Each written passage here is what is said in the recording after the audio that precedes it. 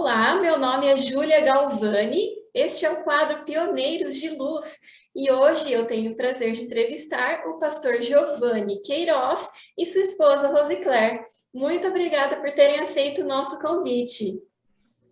Ok, estamos às ordens, Júlia. Então, hoje nós vamos conhecer um pouquinho mais sobre a história de vida e ministério desse casal pastoral. E eu gostaria de começar perguntando ao pastor Giovanni que nos contasse um pouquinho ali do momento em que o senhor nasceu, da sua infância. Qual a sua data de nascimento, quem foram seus pais e seus irmãos? Meu nome é Giovanni Souto de Queiroz. Meu pai é Giovanni Ferreira de Queiroz e minha mãe é Joana Martins Ferreira. Eu sou o quinto filho desse casal, de 11. É uma família bastante grande. Eu nasci no dia 20 de agosto de 1958. Nascemos no município de Cândido Sales, estado da Bahia, num distritozinho ali chamado Quaraçu. Muito bem.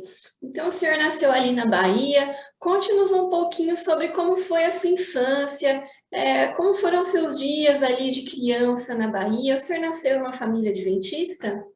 Quase nasci num lar adventista. Eu tinha aproximadamente ali 5 anos, quando a minha mãe se tornou membro da igreja adventista. Meu pai foi se batizar 11 anos depois. Eu fui batizado ali pouco mais de 10 anos de idade.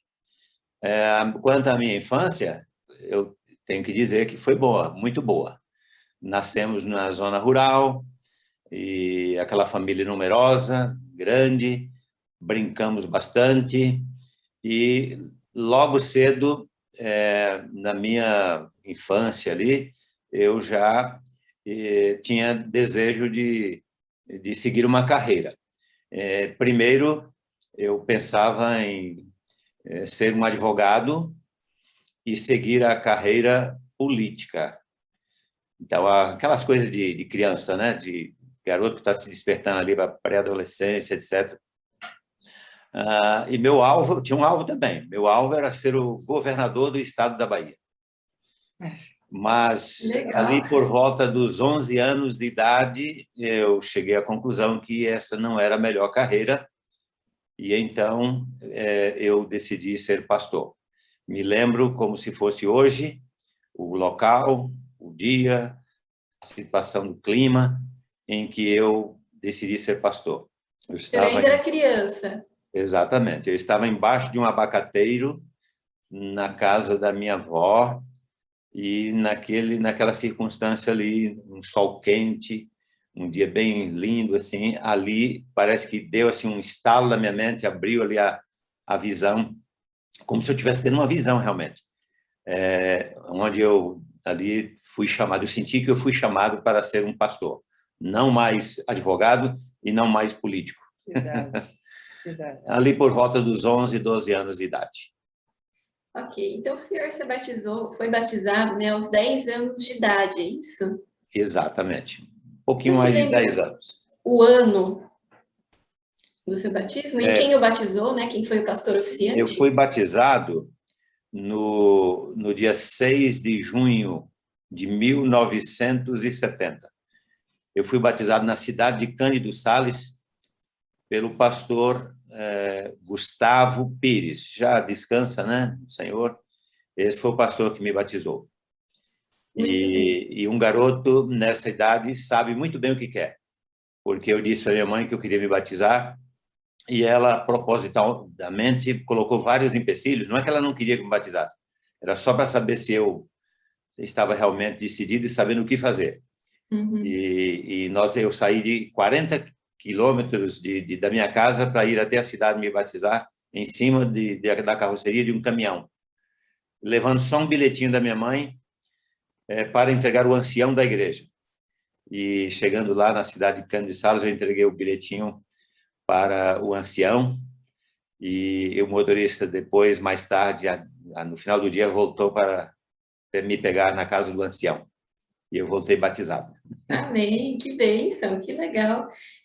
Conte-nos um pouquinho sobre essa trajetória sua para se tornar um adventista, né? Como que a mensagem chegou até os seus pais?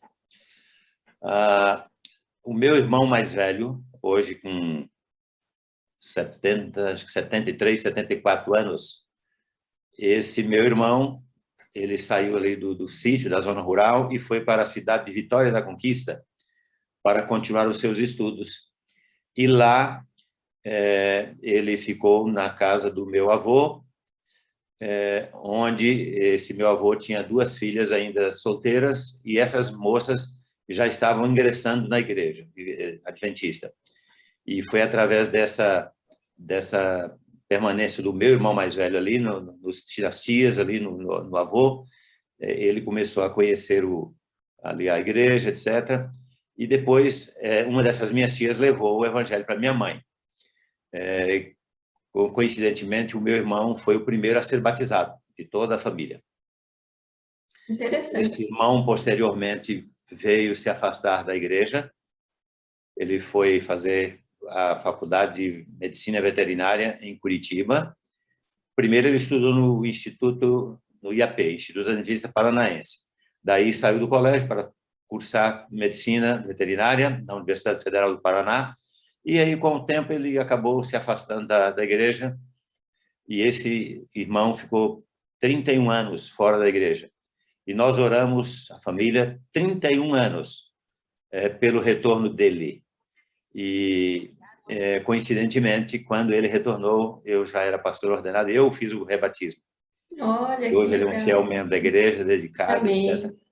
E assim, toda a família foi se batizando, minha mãe foi conduzindo esses filhos no evangelho, muito dedicada, muito leitora da palavra de Deus, levava muito a sério a religião em casa.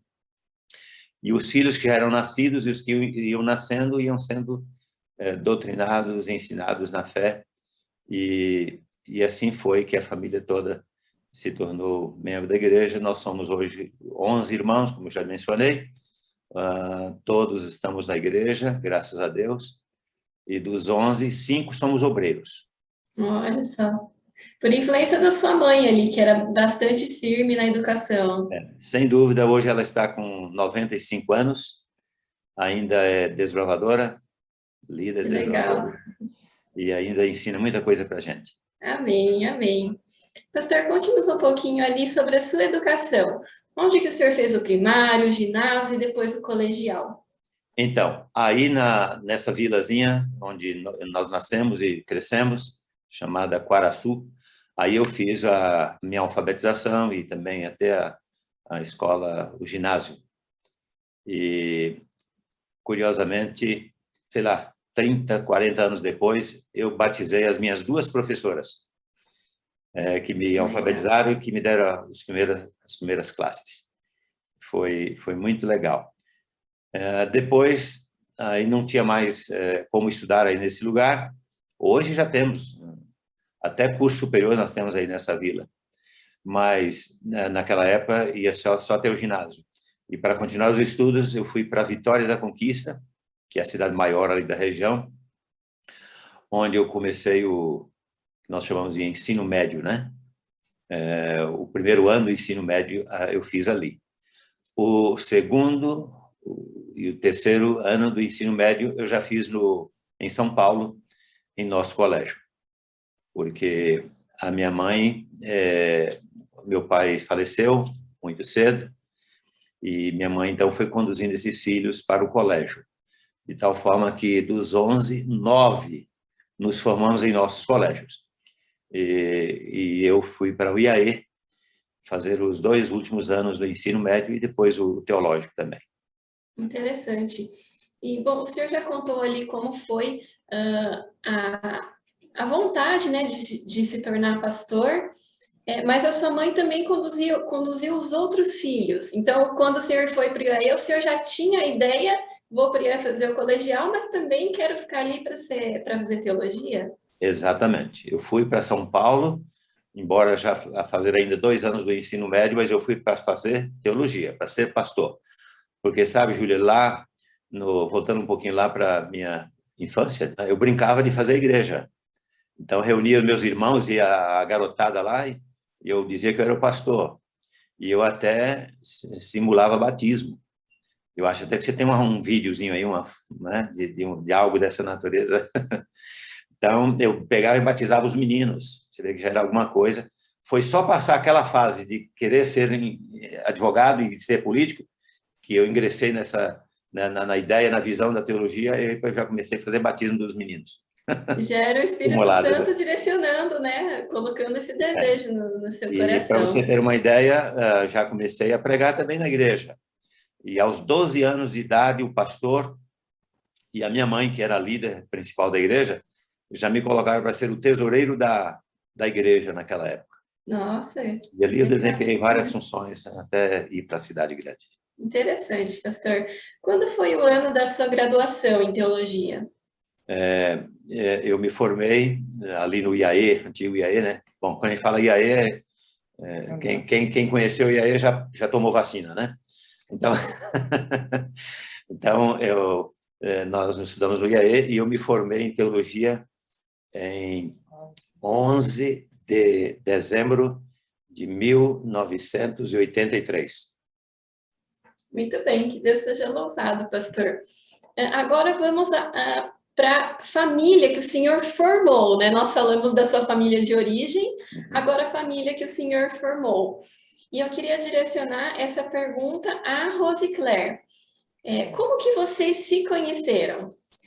Bom, nós, como muitos casais, né, nos conhecemos no IAE. Então, eu, indo do Paraná, né, aliás, morava no Rio Grande do Sul na época, fui fazer educação lá no IAE e ele fez teologia e lá nós nos conhecemos, né?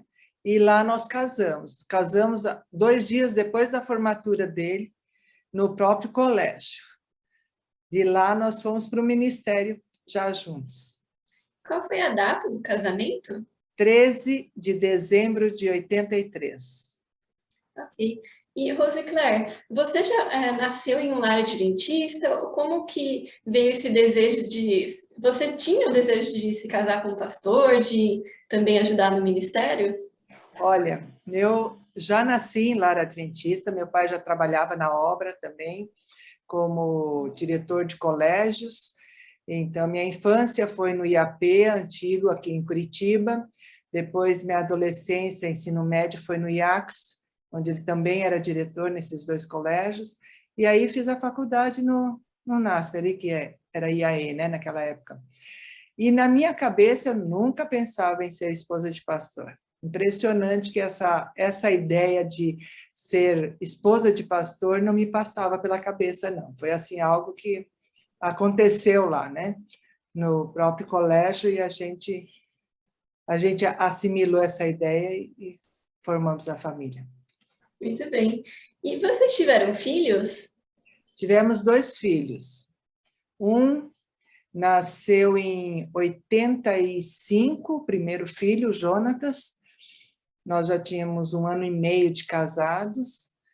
E a minha filha nasceu depois de 3 anos e meio, em 89. Em 89, a Camila. Os 2 nasceram em São Paulo, onde nós começamos o nosso ministério. Amém. Que Deus seja louvado pela família formada, né, pelos filhos. Pastor Giovanni, quando e para onde foi o seu primeiro chamado? Então, você percebe que as datas são bem assim, uma após a outra, né? Me formei no dia 11 de dezembro, nos casamos no dia 13, e no dia 31 de dezembro daquele mesmo ano, eu assumi o meu primeiro distrito pastoral, que foi na cidade de Itapecerica da Serra, ali bem pertinho do IAE, e onde eu trabalhei os 2 primeiros anos. Então, foi o nosso primeiro distrito, foi exatamente ali na associação, na época, a Associação Paulista Sul, que hoje ainda continua sendo Paulista Sul, mas ela foi dividida. Hoje tem Paulistano e Paulista Sul, onde era o mesmo território do nosso tempo. Muito bem. Agora, pastor e Rosicler, vocês podem fazer um breve resumo dos locais e dos anos, né, por onde vocês passaram, E não somente o ministério, as atuações do pastor Giovanni, mas também a Rosicler, em paralelo, né, onde vocês, em que áreas vocês atuaram? Dia 1º de janeiro de 1984, eu comecei como pastor distrital, como eu já disse, ali em Itapecerica da Serra. Em Itapecerica da Serra, nós ficamos 2 anos como distrital. Acreditem, eu preguei no sábado de manhã, fui apresentado como pastor distrital, primeira experiência, tudo novinho ali, inseguro, e no sábado à noite faleceu um dos anciãos, um dos homens mais queridos da igreja, que cantava, jovem, né? Um jovem ainda, cantava no quarteto, era uma pessoa muito querida na igreja, e aí eu já tive que, amanhecendo domingo, já me envolver com essa situação toda, e não foi uma experiência bem dramática para mim, que estava tudo para mim era novidade, dando os primeiros passos, e não foi fácil, mas a gente deu conta, né? Deus dá as condições. Aí, nos 2 próximos anos, eu fui pastor mais para o centro de São Paulo, ali na região de Americanópolis e Vila Guarani. Ali foi o nosso segundo distrito, em 1986 e 1988. Na sequência, 1889 a 1992, 4 anos, 3 anos melhor, eu trabalhei como departamental de Ministério Pessoal. Então, aos 5 anos de ministério, eles já me nomearam aí como departamental de Ministério Pessoal para a Associação Paulista Sul, que na época era Ação Missionária, né? Hoje é Ministério Pessoal. Esta foi ali meu terceiro posto de dever. Após esses 4 anos como líder missionário da associação, aí a igreja já nos nomeou para trabalharmos em Mato Grosso, como presidente da então Missão Mato Grossense. Aí, em todo o Mato Grosso, com sede em Cuiabá, nós trabalhamos 4 anos, tendo a nossa primeira experiência administrativa. Após esses 4 anos, a igreja nos transferiu para o outro lado do país, nos transferiu para dirigir a igreja, presidir a igreja nos estados do Ceará e Piauí. Na época, Missão Costa Norte. Hoje são 2 campos, Associação Cearense e Missão Piauiense, mas na época era Missão Costa Norte. Após esses 2 anos, deixa eu abrir aqui um parêntese, esse foi o lugar, o posto de trabalho que que o menor tempo eu fiquei. Foram só 2 anos. O resto, tudo foi 4 anos, 5 anos, 6 anos. Aí no Ceará nós ficamos 2 anos. Aí fomos transferidos agora para dirigir a igreja no estado de Pernambuco, a Associação Pernambucana, onde trabalhei como presidente 5 anos, e na época deixamos o Pernambuco com 2 associações. Fomos trabalhando ali até foi dividido o estado em 2 campos. Após 5 anos trabalhando como presidente da igreja no estado de Pernambuco, aí eu agora assumo a responsabilidade de presidir a União Nordeste Brasileira.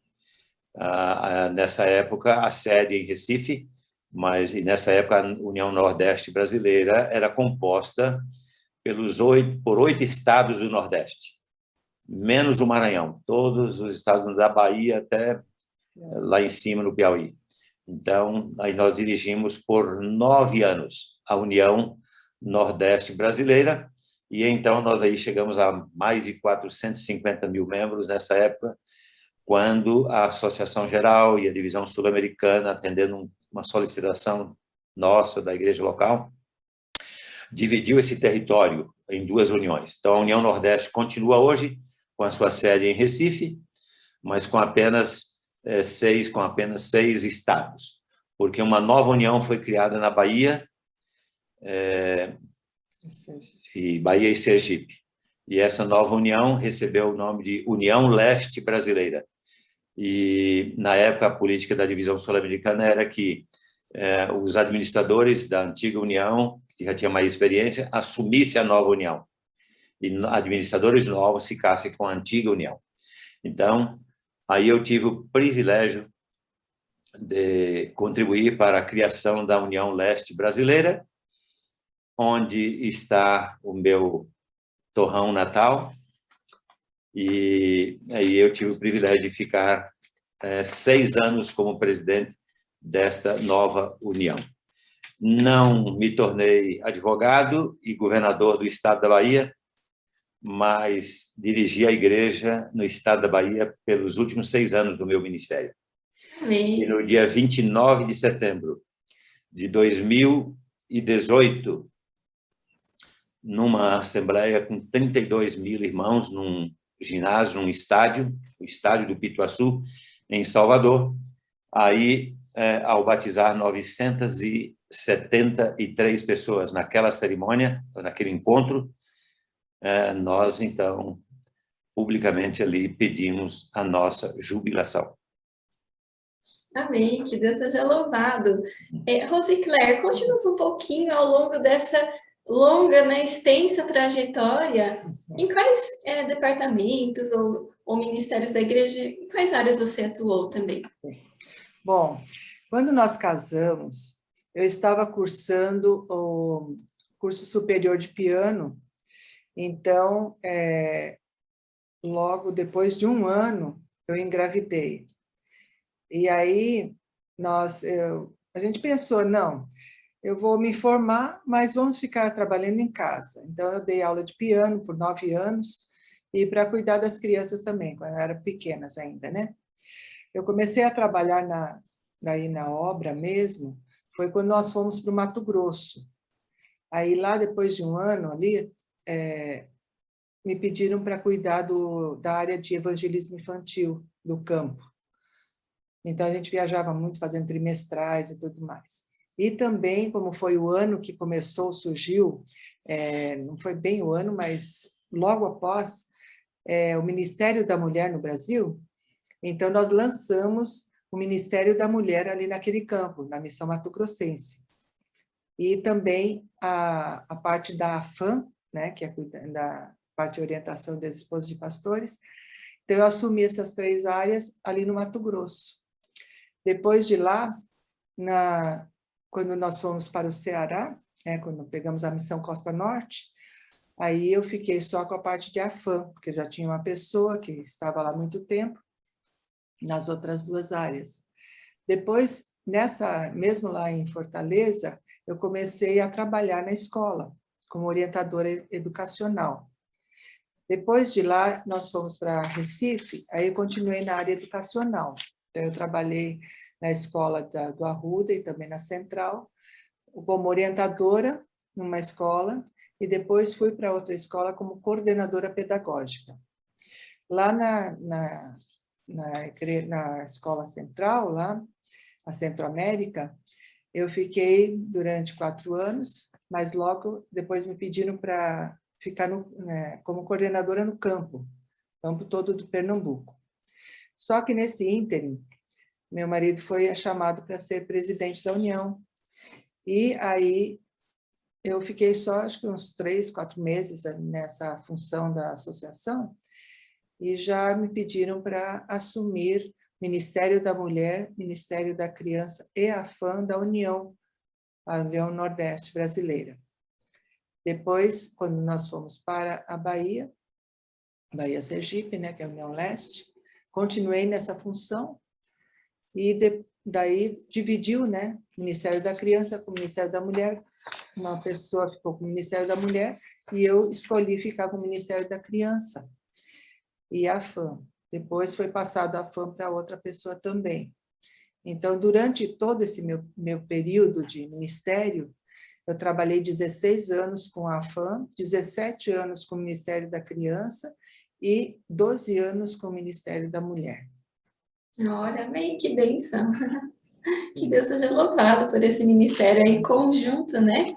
Amém. Ministério, quando eu estou falando Ministério Adventista, ele é um ministério compartilhado. Não é o meu ministério, é o nosso ministério. Você pode observar qualquer uma outro profissional, quando ele chega numa cerimônia, num local, etc., ninguém pergunta para ele sobre a esposa dele. O presidente da República, por exemplo, ele chega numa determinada região, ninguém está lá muito perguntando sobre a esposa dele e tal. Eu descobri, nos meus 35 anos de ministério, que em qualquer igreja que eu chegava, qualquer local que eu fosse trabalhar, a primeira coisa que os irmãos e os pastores, os colegas perguntavam, e a Rose? Interessante, uma coisa curiosa que eu descobri. Então, o ministério é compartilhado.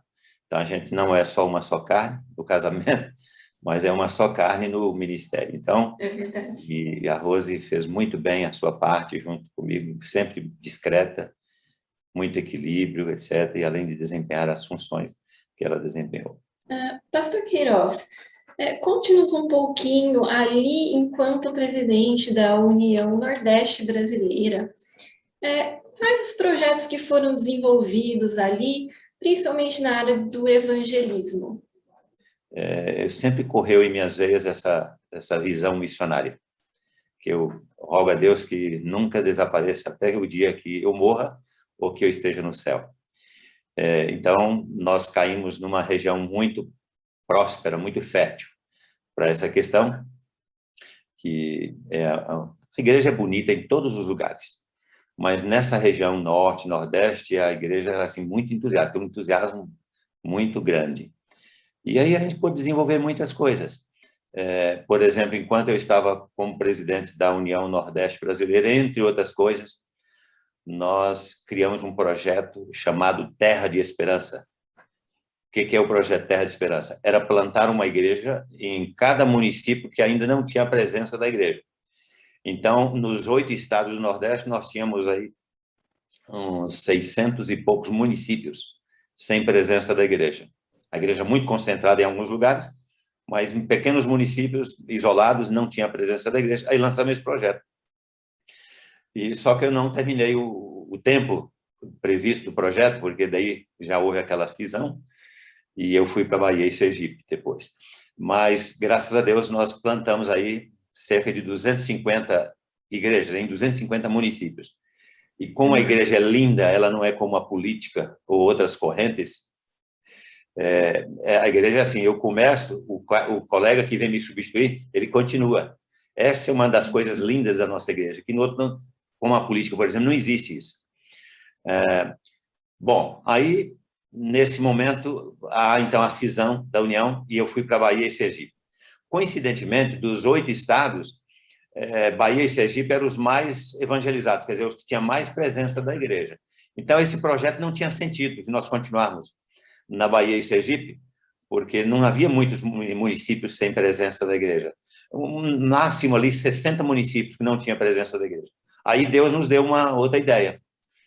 Já que não tem município para ser conquistado, vamos fazer o seguinte, vamos plantar uma igreja por ano em cada distrito.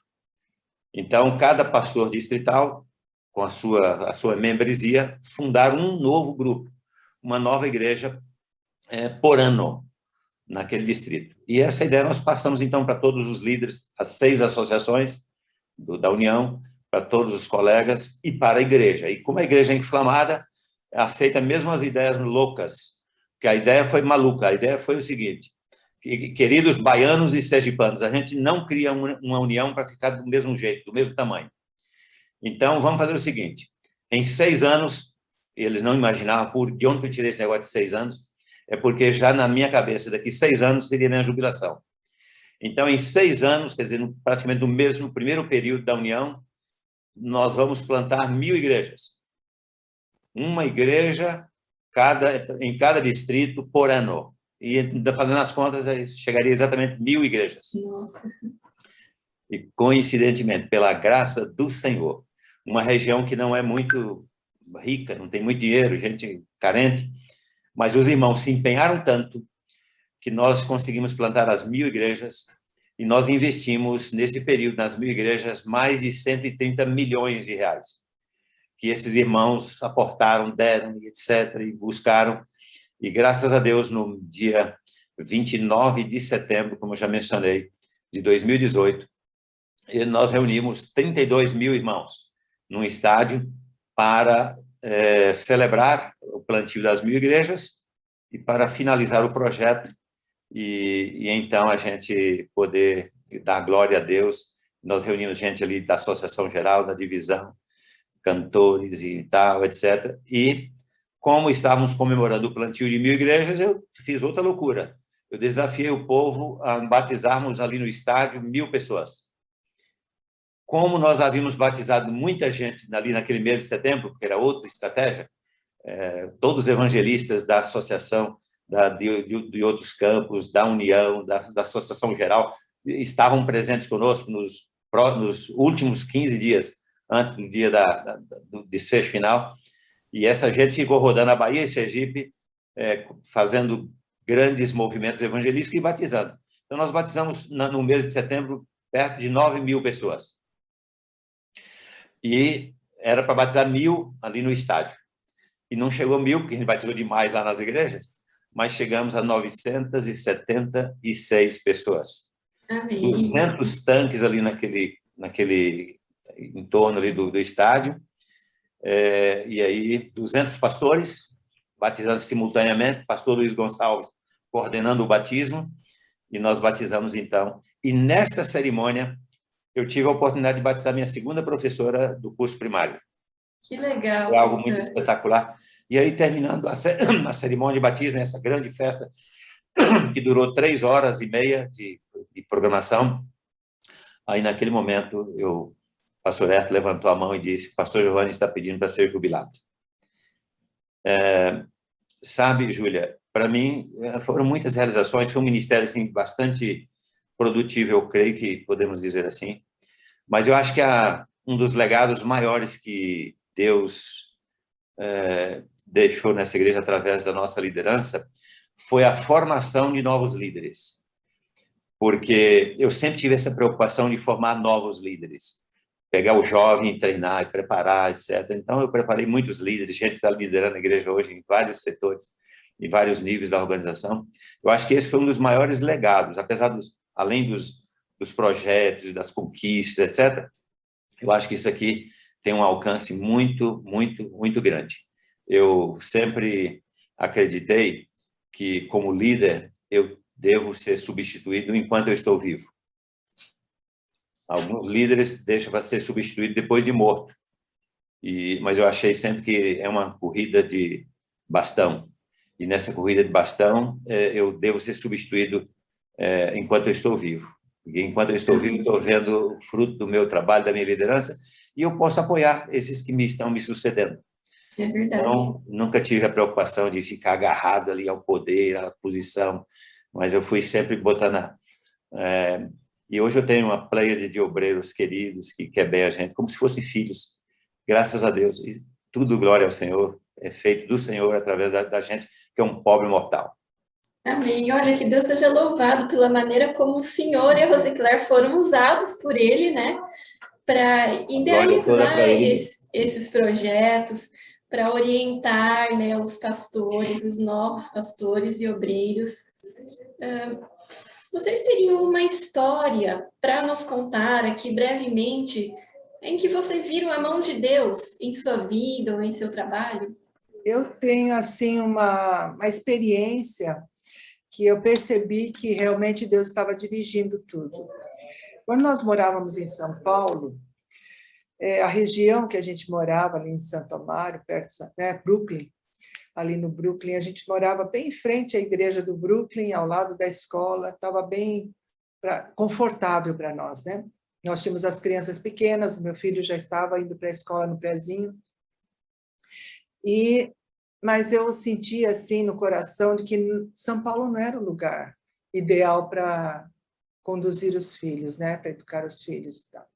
Isso tinha no meu coração. E eu orava a Deus, pedia a Deus, Deus me ajude para que nos ajude, nos oriente ou nos conduza para que a gente não fique em São Paulo. Acho que não é um lugar ideal para isso, né? E sempre orava e tal. Pedia para Deus tirar a gente da capital. Aí um dia Giovanni chega em casa dizendo que foi consultado para nós irmos para o Mato Grosso. Na hora eu senti Falei, olha só. Só que eu não imaginava que fosse tão longe, né? Aí falei, Deus... E tão quente. Deus, eu pedi para sair de São Paulo, mas não precisava ser tão longe, né? Mas realmente, nessa hora, eu senti que Deus estava conduzindo a nossa vida. Amém, amém. Ok. Bom, agora nós já estamos caminhando para o final da nossa entrevista e eu queria perguntar para vocês, agora, após a aposentadoria, onde que vocês moram e se vocês estão envolvidos em alguma atividade, como é a vida de vocês agora? Bom, nós viemos para Curitiba, onde está a nossa família, né? Meus pais, os filhos. Agora já tenho um netinho também. Então, nós optamos para vir para cá. Só que a gente pensou assim, não, nós não vamos também ficar sentado no banco, né? Só ouvindo o sermão. Vamos nos envolver com alguma coisa. Quando viemos para cá, a gente não sabia exatamente qual igreja frequentar, já fomos em várias igrejas, mas sentimos que a central seria ideal para o nosso caso. Porque lá eu queria ajudar, continuar ajudando no Ministério da Criança. E ali eu percebi que seria bom. Então, eu continuei, agora estou, já desde 2019, que a gente está, né, frequentando a central, e nós estamos bem envolvidos. Na parte do Ministério da Criança, eu estou ajudando ali, né? Agora, atuando ali na classe de primários, coordenando as classes de primários que tem lá. Então, é uma coisa que eu coloquei no meu coração. Se eu escolhi entre Ministério da Mulher e Ministério da Criança, ficar com o Ministério da Criança quando eu estava na ativa, agora, depois de aposentada, eu quero continuar, porque é uma coisa que eu gosto, né? Então, eu estou atuando ainda no Ministério da Criança ali na Igreja Central. Há 38 anos atrás, Júlia, eu passei uma procuração para Deus e para a igreja. Essa procuração é vitalícia. Então, a partir do momento que eu tirei da cabeça que eu seria advogado e político, mas seria um pastor, então eu passei uma procuração para Deus, dizendo para ele que durante a minha vida toda, minha vida pertenceria a ele e à igreja. E no momento que eu passo uma procuração vitalícia, plena, Deus é o meu dono e a igreja é minha dona. Então, jubilação para nós é só um momento na nossa história, na nossa caminhada. Então, uma vez pastor, sempre pastor.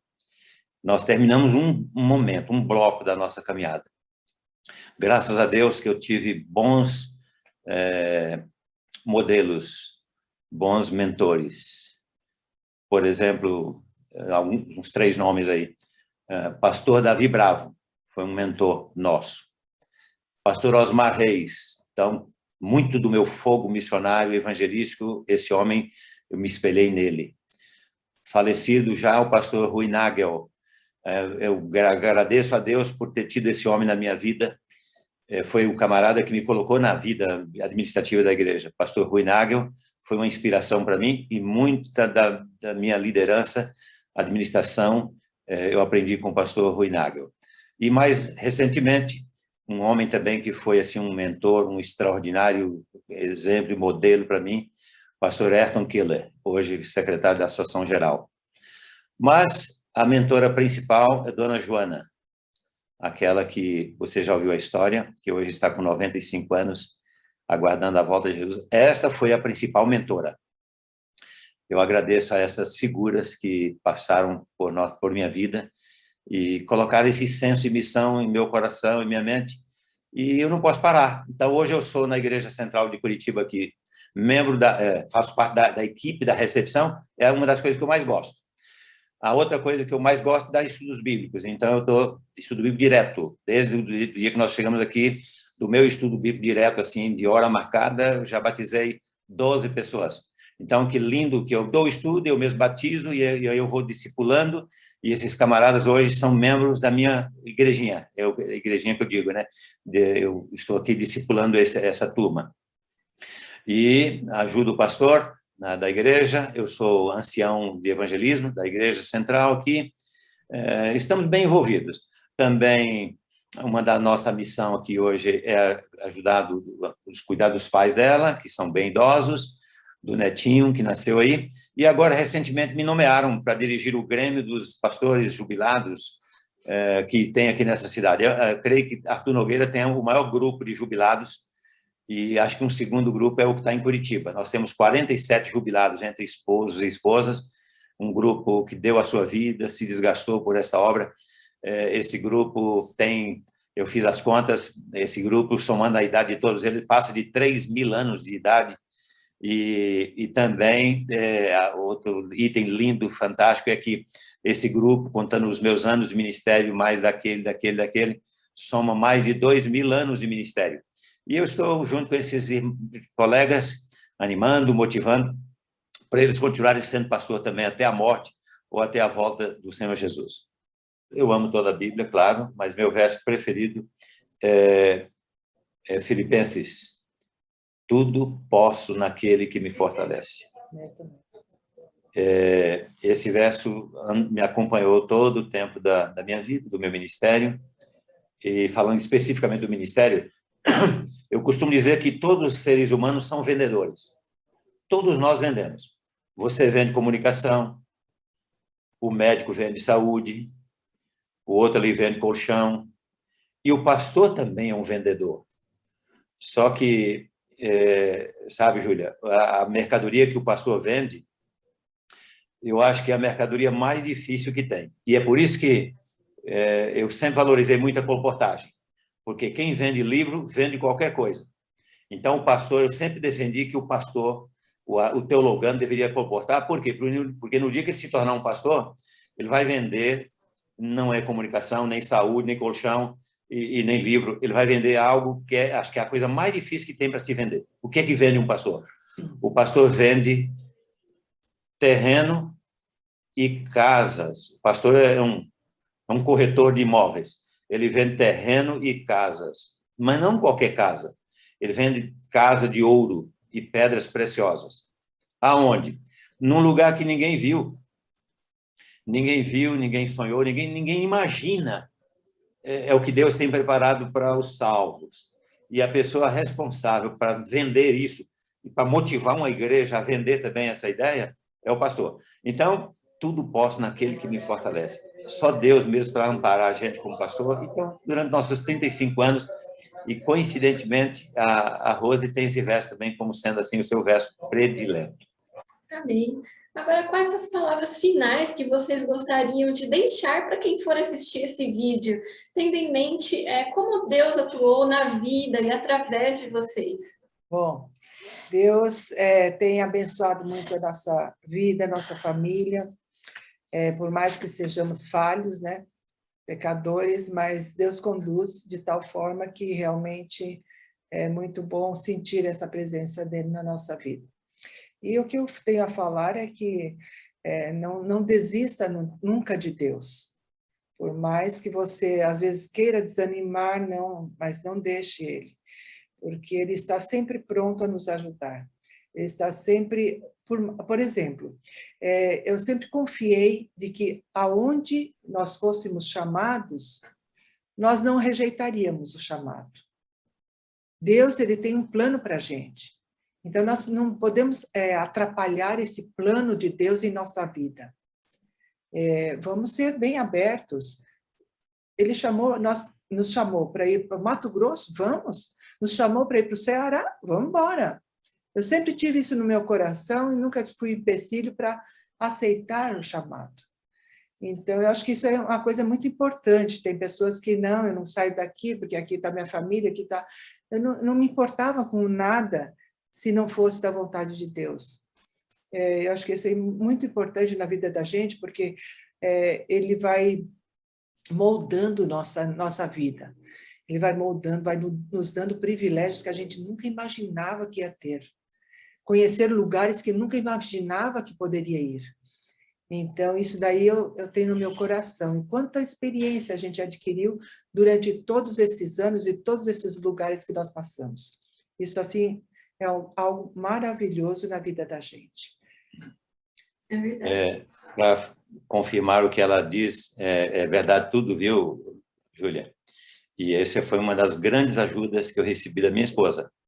Para você ter uma ideia, a nossa filosofia era, quando me comunicavam o chamado, a transferência, eu dizia assim, me dê só 10 minutos para eu comunicar a Rosa. Não é para perguntar para ela o que ela acha. Por quê? Porque eu já sabia a ideia dela. Era só para comunicar. E nós dois combinamos exatamente isso, de ser assim, sempre. Se eu passei a procuração para Deus, acabou. Ele é que manda, ele é meu dono. E então nós passamos isso também para os nossos filhos. Nós nunca tivemos nenhum, não gostei da parte dos filhos. Os filhos tinham o mesmo espírito. Vamos juntar as malas e vamos embora. Agora nós vamos para o Ceará, agora nós vamos para lá, agora nós vamos para cá. E os filhos também foram assim bem doutrinados. Eles tinham uma preocupação, né? Qual a preocupação que eles tinham? Se tinha escola adventista. Exatamente. Que legal. Era a única preocupação que nossos filhos tinham. Tem escola adventista lá, pai? Né? Porque nós valorizamos muito a educação adventista. Agora temos um netinho, eu já disse para minha filha, eu prefiro me ver morto, é bem forte a ênfase, do que ver esse menino estudando numa escola que não seja a nossa escola. Mas, como administrador, como líder, eu sempre procurei ajudar os obreiros também nisso que nós estamos comentando aqui agora. E eu sempre orientei os obreiros a dizer o seguinte: qual a melhor pergunta para você fazer quando o presidente lhe comunicar que você está sendo chamado ou transferido para outro lugar? Qual a melhor pergunta? Pergunte para o presidente se é para ir hoje ou para ir amanhã. Isso nós colocamos em prática e isso eu ensinei para a obreirada. E quem passou pelas minhas mãos conhece bem esse refrão, viu? Mas você perguntou assim alguma coisa que a gente podia deixar para as novas gerações, para os novos obreiros, né? Isso. Primeiro, nós trabalhamos 35 anos de forma ativa, oficial para a igreja, e a gente continua agora jubilado, mas no mesmo ritmo. Então, nós já estamos há 38 anos como pastor. E o que eu diria? Se Deus me desse uma segunda vida, eu faria tudo de novo, com uma diferença. Procuraria fazer melhor aquilo que eu achei que não foi tão bem. Segundo, eu sou muito grato à igreja, porque a igreja me tirou lá do mato, lá daquela vida bem simples e tal, e me deu privilégios. O privilégio de ser pastor dessa igreja é muito grande, mas a igreja me deu o privilégio de conhecer o Mato Grosso, de conhecer o Ceará, de conhecer Bahia, de conhecer o Nordeste inteiro, de trabalhar aqui, de trabalhar acolá. Eu trabalhei em todos os níveis da igreja, eu cheguei a ter presidente de união, e a união é um nível administrativo da igreja, que, entre outras responsabilidades, a união é responsável pela parte política da igreja. A união, o presidente da união, com a liderança da união, tem a responsabilidade de contribuir para a parte política, no bom sentido, da igreja. Por exemplo, as nomeações para baixo, para a associação, a união tem uma influência muito grande. Era uma responsabilidade muito grande. E para cima também. Então, qualquer nomeação que é feita na divisão, em qualquer instituição da igreja e a associação geral, passa assim, muito forte, de maneira muito robusta, na mão da união. E eu trabalhei 15 anos nesse nível, então, aí eu tive um privilégio muito grande de participar de toda... Chegou um momento que eu era ou dirigente, presidente, ou membro de cerca de 50 comissões. Nossa. Então, em alguns momentos, eu tinha lá 45, 50 comissões, das quais eu era responsável ou participava como membro. E a gente, para você ter uma ideia, só em conferência geral, nós tivemos em 6 conferências geral atuando assim, de dentro, fortemente, nessa parte administrativa ou política da igreja, para o bom andamento da igreja. De forma que a igreja me fez conhecer, pela função as funções que exerci, 30 países. Nossa, e não é porque eu tive a oportunidade de conhecer o Japão, de conhecer a Europa, não, o privilégio de conhecer a igreja em todos esses lugares e trabalhar pela igreja em todos esses lugares. Imagina estar numa reunião da igreja em Manila, por exemplo, nas Filipinas, e ver o pulsar da igreja naquela região, ver a igreja na igreja numa Alemanha da vida, no Japão, né, na América do Sul. Então, tá louco, é um privilégio muito grande. Então, Júlia, o que eu diria mais? Eu falaria 2 pensamentos assim, bem chaves. A igreja não me deve nada. Nós dois aqui devemos tudo à igreja. A igreja não nos deve nada. Eu sou eternamente grato a esta igreja. Mais um pensamento para encerrar. Nada, e eu estou falando por mim, por nós aqui, é uma só carne. Nada a reclamar. Tudo a agradecer. Amém. Esse é o sentimento que nós temos no coração do ministério, da igreja. Nunca fui pressionado por nenhum líder da igreja. Então, há obreiros que, eu estou sempre sob impressão e não sei o quê, não sei o quê. Digo com a boca cheia. Nunca me senti pressionado por nenhum líder da igreja, pelo andamento da igreja. Ao contrário, Deus nos abençoou muito e nos usou nesse movimento todo até aqui. E eu quero continuar sendo pastor até morrer ou até chegar no céu. Amém. Olha, queria muito agradecer, viu, casal, por ter compartilhado o seu testemunho de vida, né? São tantas histórias, tantas bênçãos. E realmente que Deus seja louvado pela maneira como ele agiu na vida de vocês, né? Como vocês contaram, tantas experiências, né? Vocês puderam ser moldados por Deus nessa trajetória, ao se submeterem à vontade dele, à direção dele. E nesse processo vocês foram muito usados, né? Com ideias, com projetos, com palavras, com conselhos. Então, que Deus realmente seja louvado. E essa história vai ficar registrada aqui, né, no acervo do Centro Arte, mas com certeza, mais importante, ali nos livros do céu. E que Deus continue abençoando esse ministério de vocês, que continua, né? Amém. Amém. Nós podemos terminar você abençoando a gente com a oração? Sim, com certeza. Oremos.